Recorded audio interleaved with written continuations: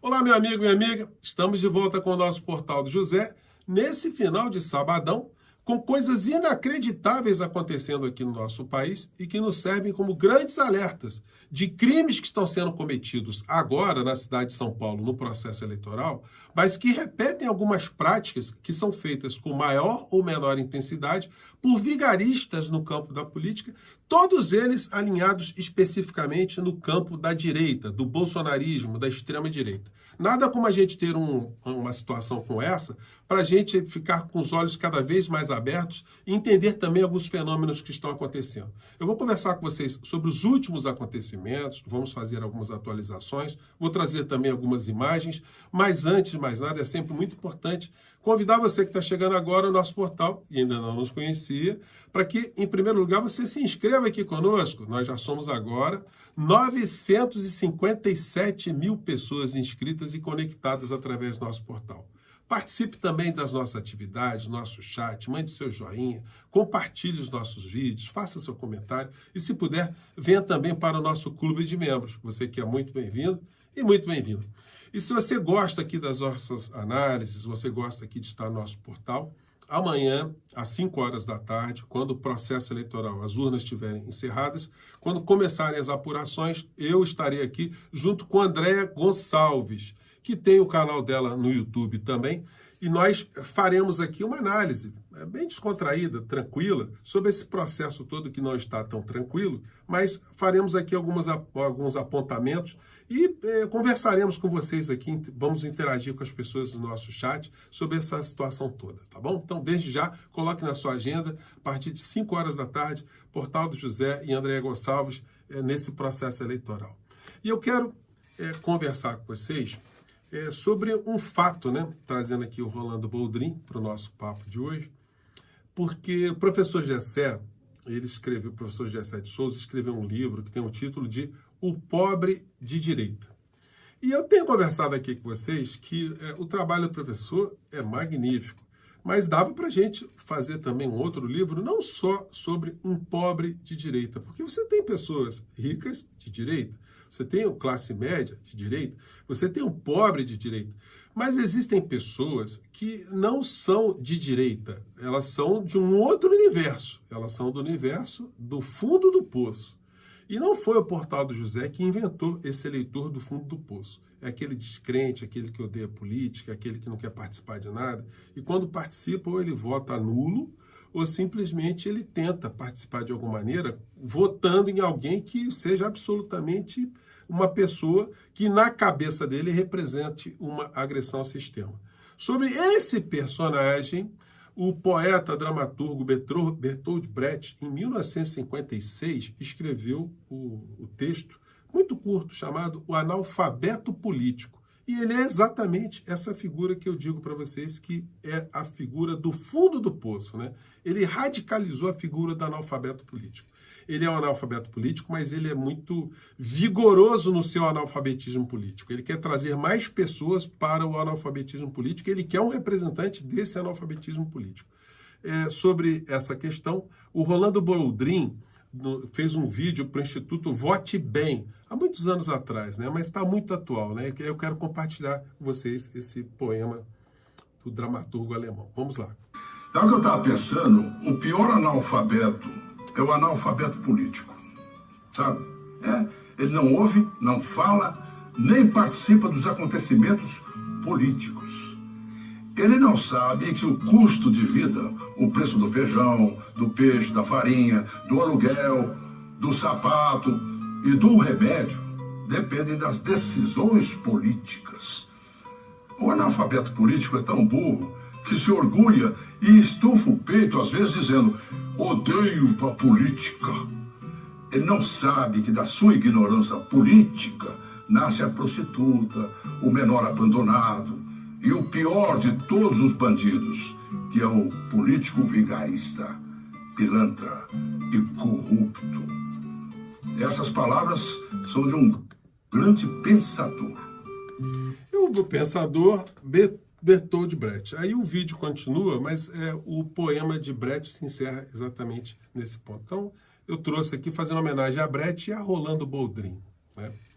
E aí, gente, a gente entra no analfabetismo político, produzindo figuras como a figura do inelegível e a figura de Pablo Marçal. Os dois estão juntos dentro desse universo. E alguns mais mergulhados no fundo do poço, no lamaçal, do que outros, né? Mas todos estão chafurdando ali. O Marçal, na campanha de Bolsonaro, ele fez um vídeo ensinando as pessoas a não terem escrúpulos, as pessoas a deixarem a reputação de lado. Eu já mostrei para vocês um trecho desse vídeo, mas ele é bem explicativo, exemplificativo da moral dessas pessoas.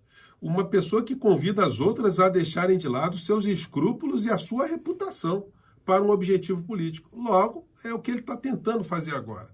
E é duvidoso a gente saber o que vai acontecer nesse processo todo, porque esse eleitor de Marçal, esse que já manifestou a intenção de voto, ele vai deixar de votar em Marçal sabendo que ele usa desses métodos inescrupulosos num processo eleitoral? Bom, ele cometeu um crime eleitoral.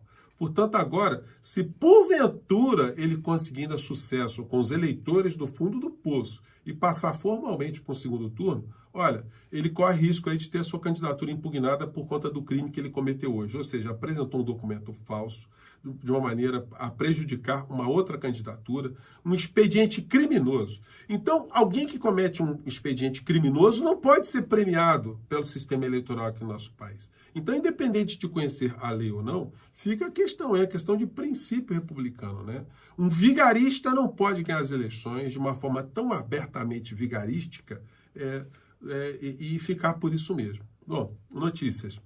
Marçal diz que não se arrepende de publicar documento falso contra Boulos. Recebi, publiquei. Gente, isso é bandido psicopata.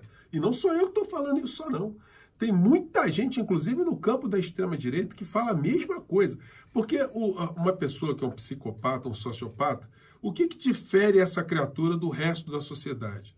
Ele não tem juízo de reprovabilidade. Quando a gente estuda direito, estuda medicina legal, estuda algumas matérias, a gente chega nessa disciplina que diz que esse personagem, ele, por não ter esse juízo de reprovabilidade, ele comete um crime e vai para o cinema. Aquele filme, né, que teve um título de Matou a Família e foi ao cinema.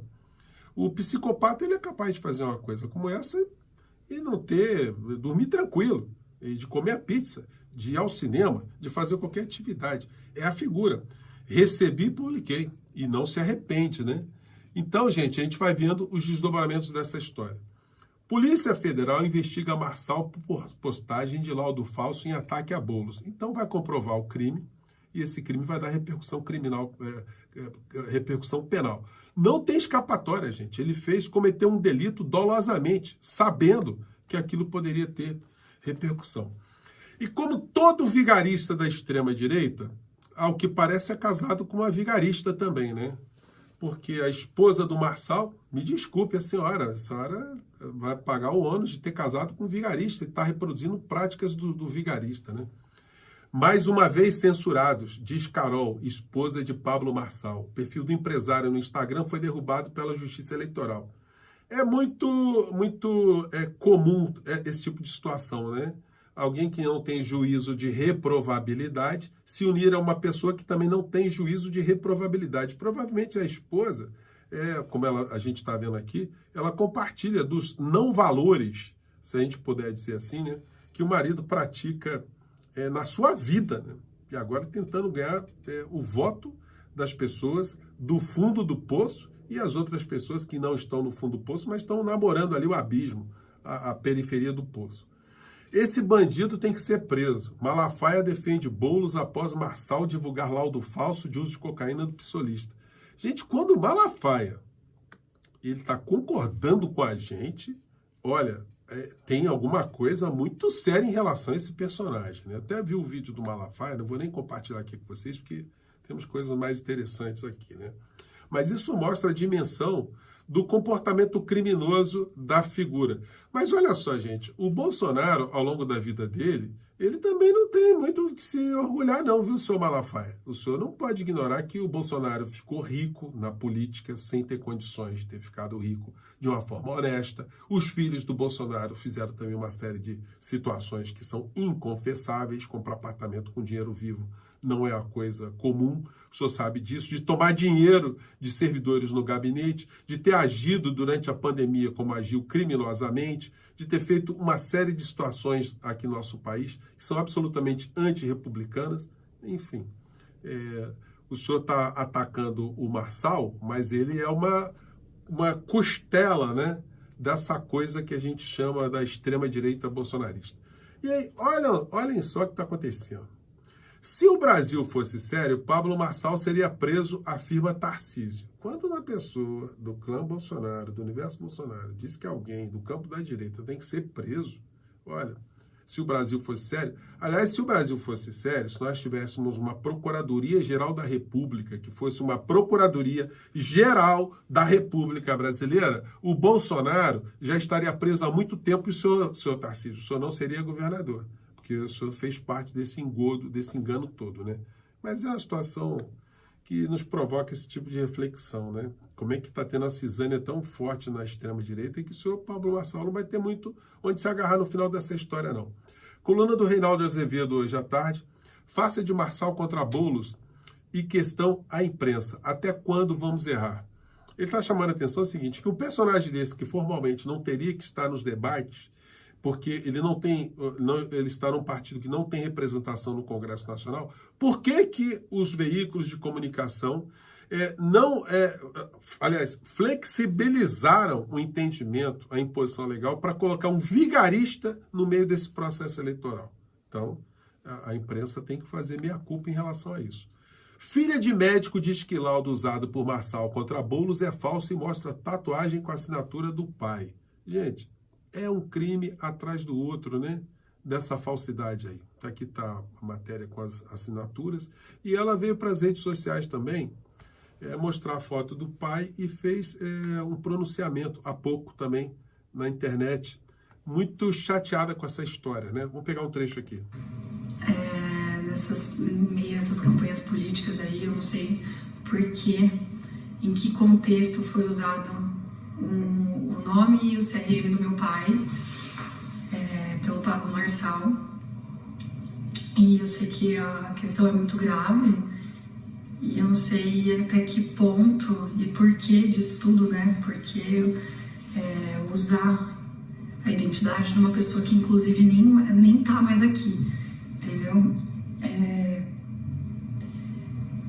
As coisas já estão começando a ser apuradas, mas eu quero deixar esclarecido aqui que meu pai jamais trabalhou nessa clínica, nunca trabalhou nessa clínica que foi divulgado. Ou seja, gente, vocês vejam a dimensão do crime ou dos crimes que a criatura comete, né? Atinge uma família de médicos e que tem ali a memória do pai aviltada, né? Isso não é pouca coisa, né, gente? Então, mas infelizmente são práticas. Quantas vezes nós vimos Bolsonaro cometer uma série de atrocidades e dizer que não era aquilo, que não era bem aquilo, que não foi isso, enfim. Nós vimos muitas vezes esse tipo de situação, né? Mas agora eu acho que esse personagem nos dará grandes lições.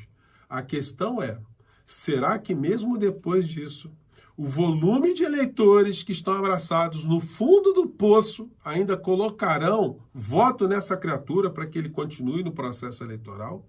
E continuando no processo eleitoral, a justiça eleitoral vai demorar muito tempo para mandar apurar a responsabilidade desses crimes e botar os bandidos na cadeia? São situações que a gente vai ver na sequência aí nos próximos dias. Por enquanto eu vou ficando por aqui, ficam aí os alertas e amanhã estarei com vocês pela manhã e depois às 17 horas estarei no ar ao vivo com vocês, tá legal? E com o André Gonçalves. Eu espero você, um grande abraço, tchau!